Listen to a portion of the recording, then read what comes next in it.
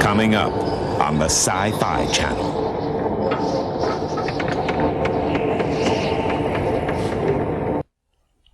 George Reeves murdered? Could be. We'll ask Lois and Jimmy next on Sci-Fi Buzz.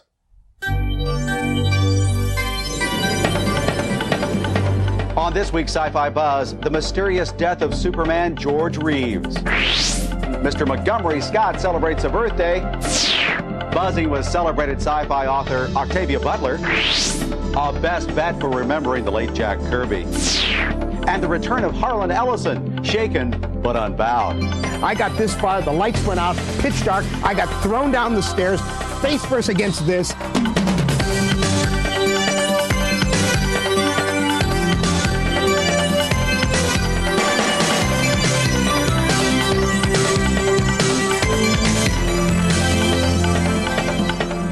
Hi, Buzzers. Mike Jarek here at Sci-Fi Central, the new Sci-Fi Central. This is now the cortex of Sci-Fi Buzz. Isn't it beautiful? You know, back in the big quake in Los Angeles, our old offices were trashed. So the gracious, fabulous people at the Sci-Fi Channel built this new nerve center so we can now harness everything that's going on in the world of science fiction, fantasy, and horror. Let's take a tour. This area here reserved for the king of Sci-Fi Buzz. That would be me, of course. Over here, the Future Tech Sci-Fi Department. Susan, what you doing? I'm building a robot. So happy for you. Thank you. Got your medication with you? Comic book corner, beautiful. Oh, it's so colorful. Chris, how are you doing? Mike. Apparently blocked again. Keep it up. Oh, the fantasy cell with Dave. Let's be safe, okay? Oh, your date last night got her locked up, huh? And over here, the Chamber of Horrors. Oh, appropriately, Ellison is here. I'll behave. But enough showing off. Now, recently I promised you part 2 in our retrospective called Superman in Hollywood. Well, here is the buzz on the mysterious death of Superman.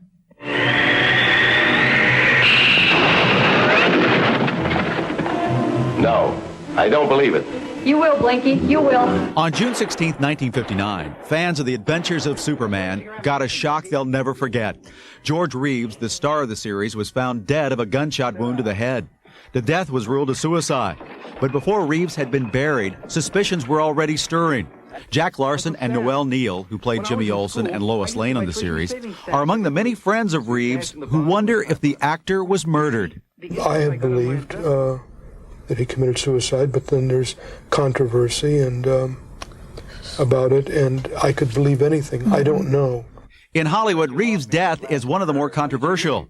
What has raised most suspicion is the evidence from the death scene.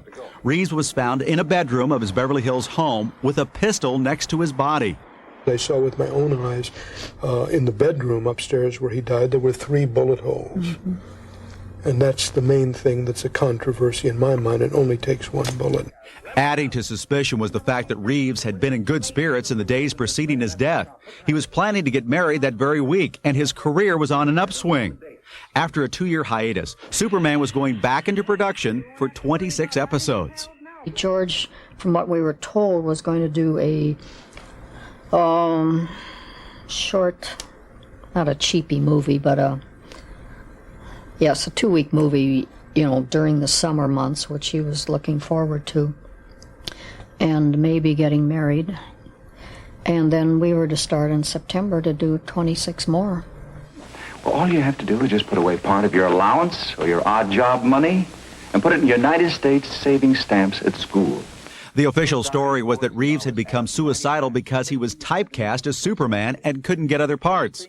His co-workers confirmed that typecasting was a serious issue for Reeves. George was certainly very depressed that he was typed as Superman, and I believe wouldn't have worked. He was trying to direct. Yeah, he was going to do quite a few of the new ones. Friends say Reeves was enthusiastic about directing the new episodes and happy to be acting again after a 2-year career slump.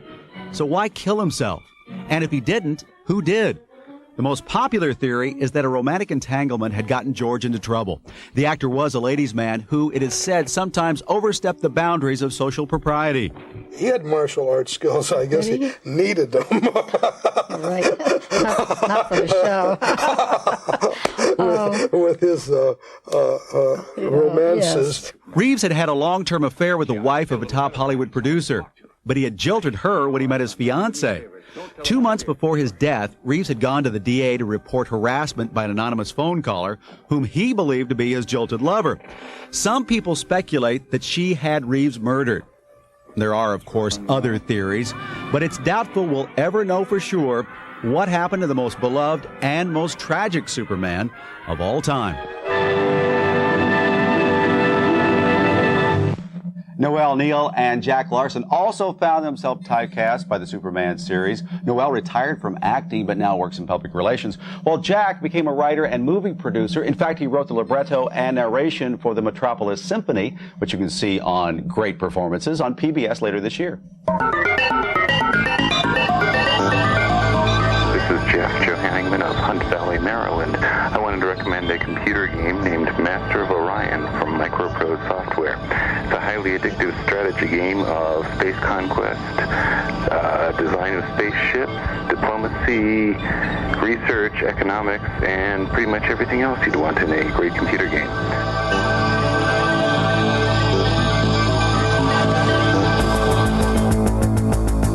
Buzzing with Octavia Butler and remembering Jack Kirby when the buzz reconnects. Sci-Fi Buzz is brought to you by Sega, creators of Genesis, Game Gear, and the coolest video games around. Welcome to the next level. Has it got huge new zones? Check! Twice as big as Sonic 2? Check! Does it have the 3D special stage? Check! Do it! New Sonic 3 is now available at a store near you. You work harder, you get better, right? But working to condition my perm made it flatter. Then I found this. Pert Plus, just right for perms. Now my perm's fuller than with separate shampoos and conditioners, and very soft. Here comes a whole new taste breakthrough. It's got less fat and better taste for you. It's not a just the same old block. That's right. Got new Pringles Right Crisps. That's right. Less fat and better taste than this. That's right. Better taste than less grease. The proof's right here you see. That's right. It's not a just the same old block. Right. Pringles Right Crisps. The taste pops here. You are watching Sci-Fi Buzz on the Sci-Fi Channel. Science fiction makes us think in different ways.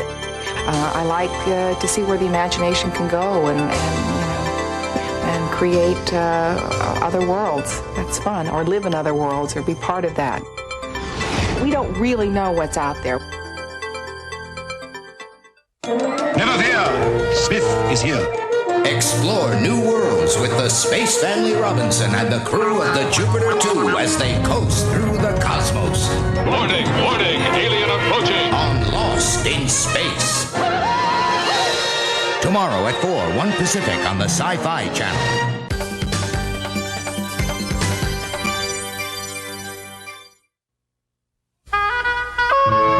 On this week's Buzz Best Bets, Kitchen Sink Press pays tribute to a legendary comic book artist, and MCA Universal sneaks a sleeper sci-fi thriller into video stores.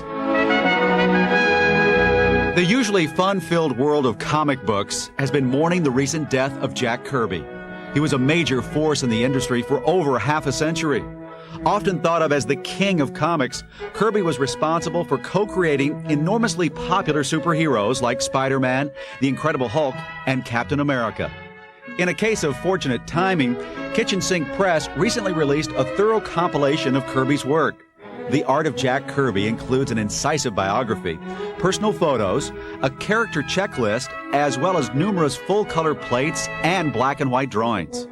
The book is a wonderful homage to a man who churned out almost 1,400 comic book covers, 600 characters, and 2,600 stories in a long and fruitful career.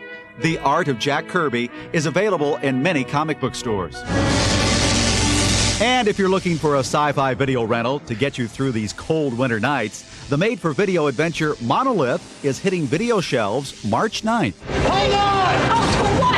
How do I know? I've never been on a spaceship before! Though it was made on a humble budget of $8 million, Monolith uses state-of-the-art technology to create an impressive array of effects.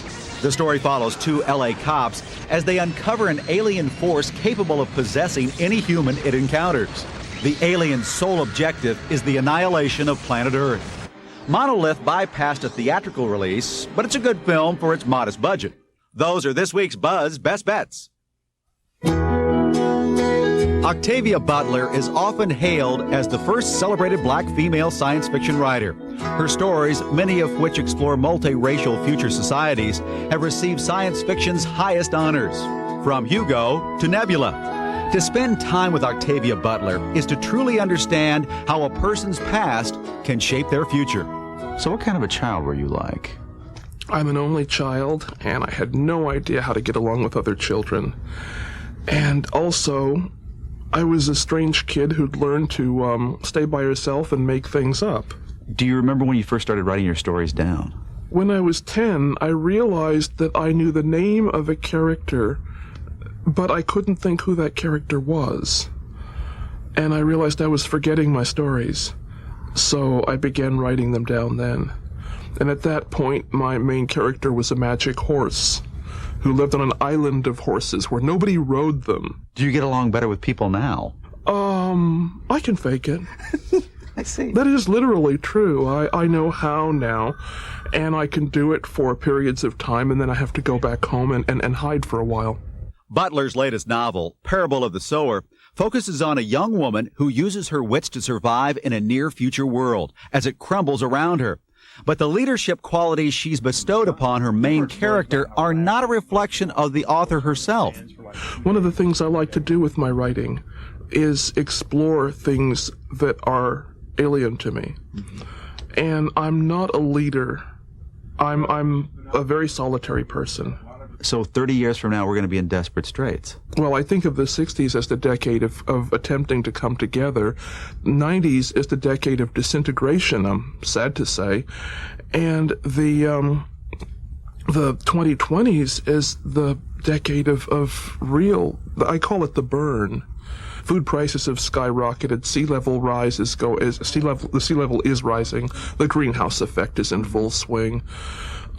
This does not mean that it's the end of the world or even the end of the U.S. Things are just a lot worse. But we are very adaptable as humans. I don't know how we're going to end up. Well, the odd thing about my books is, even though there is a lot of pessimism and bad feeling, there is always hope at the end. And it's not tacked on. It's something that grows out of the story, even when I don't want it to. Why do you suppose there aren't more black female science fiction writers? Probably because there aren't more. People do what they see other people doing. And if you look around and you don't see very many people who look like you doing something, you worry that maybe there's a good reason for that, and you go and do something else. I don't have any sense. I didn't do that. I looked around and saw that there weren't very many people doing what I wanted to do, and it didn't matter. I still wanted to do it. Does it give you any sense of satisfaction that you can be a role model to other women who want to be science fiction writers? I don't recall ever having wanted desperately to be a black woman science fiction writer. I wanted to be a writer. And my attitude was, I am a black woman. And if it doesn't come out in the stories, I can't imagine why. It's there. So it's not something I'm focusing on. It's just there. It's part of it's me. Yeah. Would you say that you're an upbeat person? Most of my friends and acquaintances would say no. I probably am. The world is so terrible that if you're really downbeat, you would almost want to kill yourself. And I don't.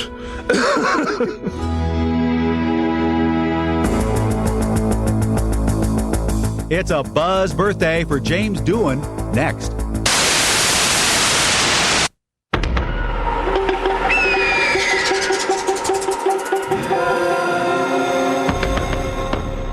The size of a Jolly Rancher candy is 3/4 of an inch by 3/4 of an inch square.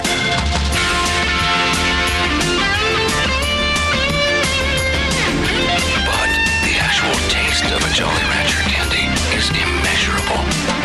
Jolly Rancher candy, the great taste of fruit, squared. Has it got huge new zones? Check! Do I twice as big as Sonic 2? Yeah! Does it have the 3D special stage? Yeah! Do it! New Sonic 3 is now available at a store near you. You're not a plant, but you're going to bloom. And Secret can help with your life because it's pH balanced for your body's chemistry. So when you face one of these, you won't pull one of these. Strong enough for him, but pH balanced just for you. Fun, easy, inexpensive, and ingenious. That's what coaches and experts say about Solo Tennis. Improves all tennis skills. Form, timing, speed, confidence, strength, and endurance. How does it work? Just hit the ball and Solo Tennis will return it to you every time. Who can play? Anyone of any age. Simple enough for a novice, yet challenging enough for an expert. Where can you play? Anywhere. No backboard or tennis court is needed. Solo Tennis is a fun, exciting game you can play anytime. Tennis USTA magazine says, take full natural strokes and the ball comes back to you every time. Inside Tennis magazine calls it simple yet innovative. Solo Tennis, called the best invention in 20 years by World Tennis magazine, is now available for only $19.95 plus shipping and handling. For fast delivery, just call the toll-free number on your screen. Solo Tennis comes with a 30-day money-back guarantee. Order yours today.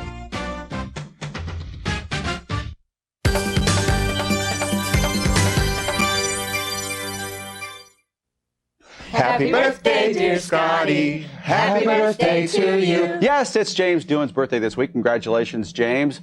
That chief engineer, one of the most beloved members of the Enterprise's first crew. He played that part to the hilt, didn't he? We loved it.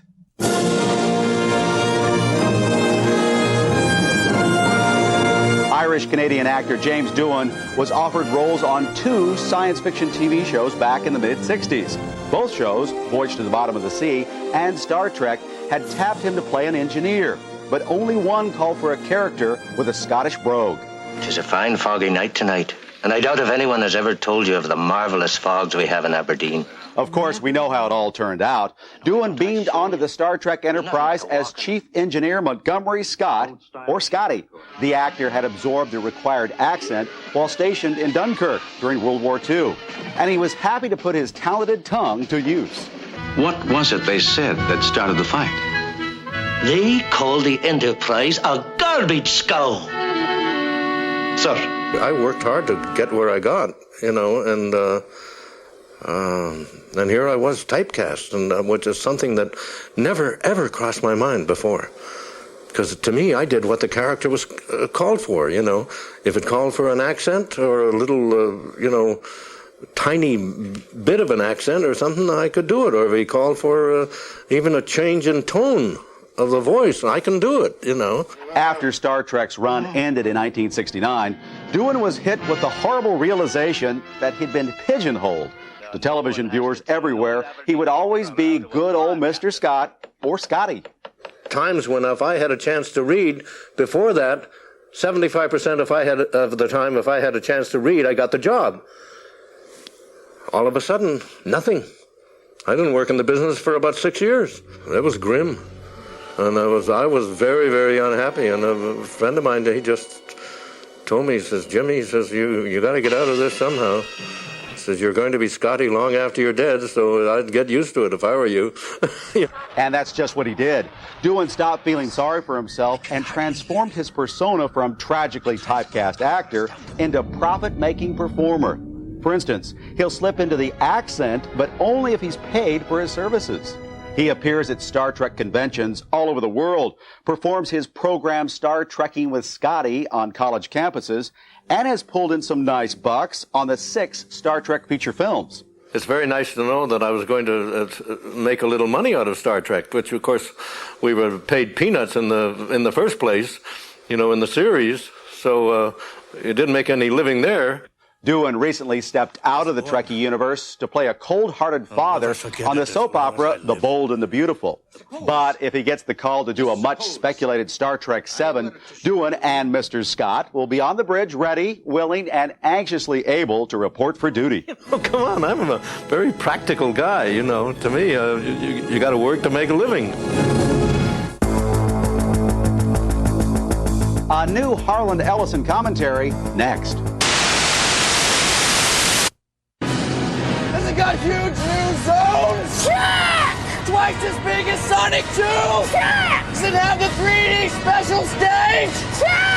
Do it! New Sonic 3 is now available at a store near you.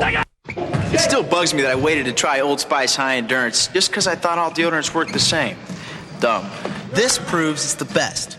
Better than the leading stick. It evaporates less quickly. It also lasts longer. Protects better. You can't ignore that. Or this guarantee. Try it. If you don't think it's the best, call 1-800-PROVE-IT, and they'll buy you a stick of yours. You gotta figure anyone that serious about deodorant deserves a serious shot. Come on, take the High Endurance Challenge from Old Spice. I did. Come on down. Swing to the left. Dig the shape of new Frito scoops. Okay, swing to the right. It scoops up dips and holds down drips.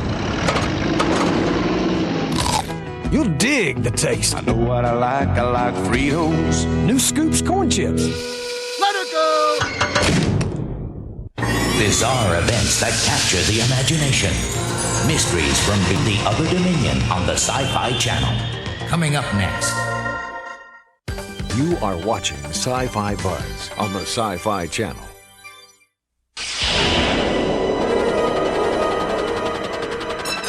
In reality, a Jolly Rancher candy is 3/4 of an inch by 3/4 of an inch square. But the virtual reality of its taste is immeasurable.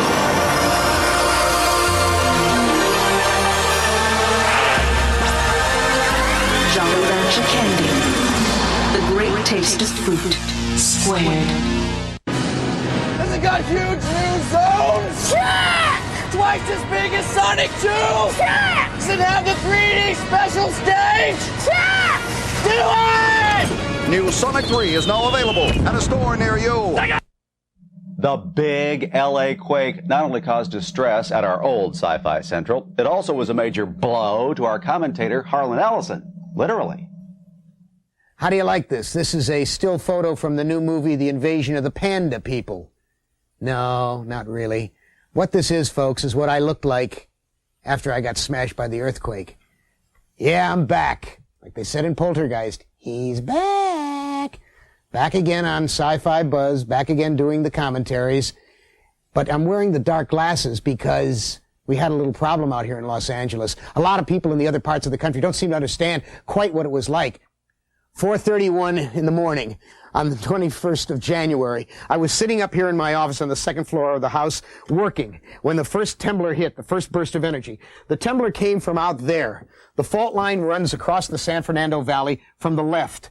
And it came here. It hit in 2 bursts of energy. When the first one hit, because I'd been through 5 earthquakes before, I was up and moving already. I got as far as over here when the second one hit. And the second one hit big because it didn't have any place else to go. It came across the valley and it had to go somewhere else. And it came straight up through the damn mountain. And it lifted this house and it held it in his hand like a giant and it gargled. It shook that house for 19 seconds. You want to know what 19 seconds is, folks? Sit there and watch the sweep second hand of your clock. Watch it for 19 seconds. I got this far. The lights went out. Pitch dark. I got thrown down the stairs, face first against this. Then it bounced me off that and hit over here. And then after it bounced me here, it picked me up and threw me down this last flight, which I took on the fly, never touched it. Did a flip in the air, landed upside down on my back right here.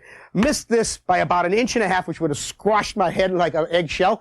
And then as I lay there, this on the wall came down. This was a very large painting, and as you can see from the nails pulling loose, it just ripped loose. This painting had a double wafer of glass. It fell and smashed and broke my nose, blacked both my eyes, gave me a concussion, and blood everywhere. I couldn't see a thing. It was pitch dark. Then, when I lay there, all of a sudden, every book up here in these racks, all of these nonfiction books came down on me, and all of the books on the railing came down. All of those you see on the table here, all of those were up there. Everything fell in on me and knocked me unconscious again. Well, when I came to, I managed to get up, blood all over the place, and in the dark, I dragged myself out of here. That's what it was like at 4:31 in the morning.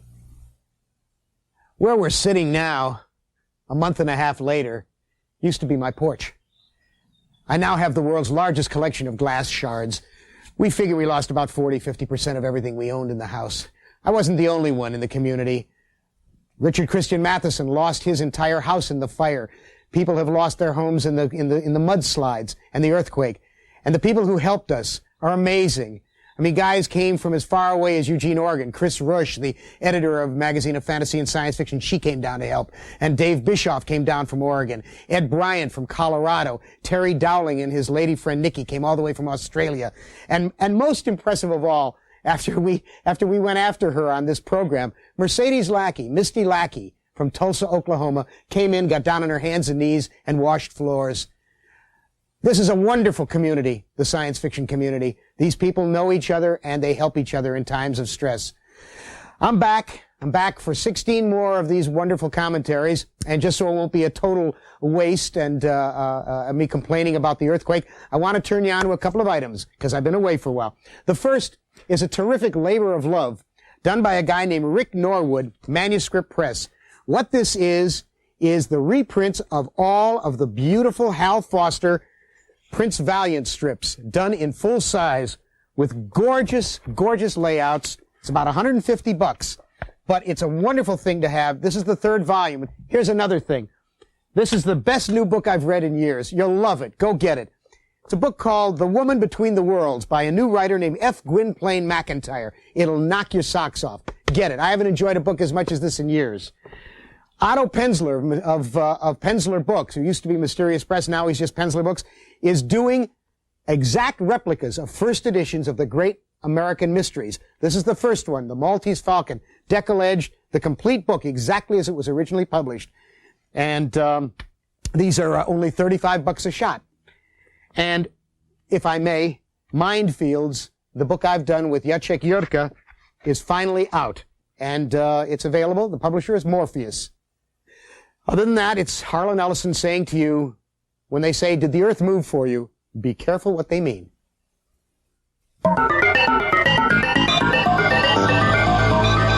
This is Brian Primo from Odessa, Texas, and I've just finished reading War Strider and War Strider Rebellion by William Keith Jr. And I'd like to tell y'all that it has deadly shape-shifting aliens, a reluctant hero in a rebellion against the Galactic Empire, and awesome war machines called War Striders, with warriors actually becoming their machines through artificial intelligence and virtual reality. They both make great reading. Hi, this is Larry from Hesperia. I enjoy reading the Catwoman comic books. They tie in with the Nightfall issue with Batman and the villain Bane. It's a good comic book, and go out and buy one. On the next Sci-Fi Buzz, Japanese anime, a big-time game where you search for extraterrestrial intelligence, and a new Harlan when we come back to this brand new Sci-Fi Central in 167 and a half hours. See you then.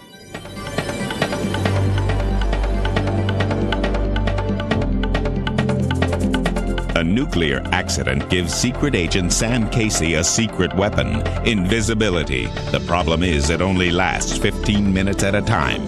Gemini Man, part of the Sci-Fi series collection, tomorrow at 9 p.m. Eastern.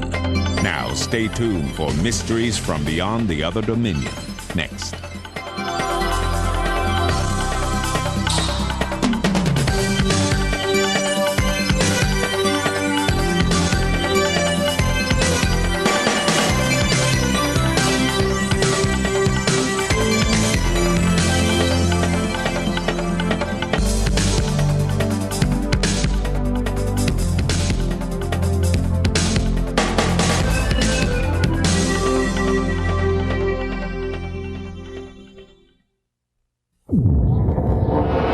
Coming up,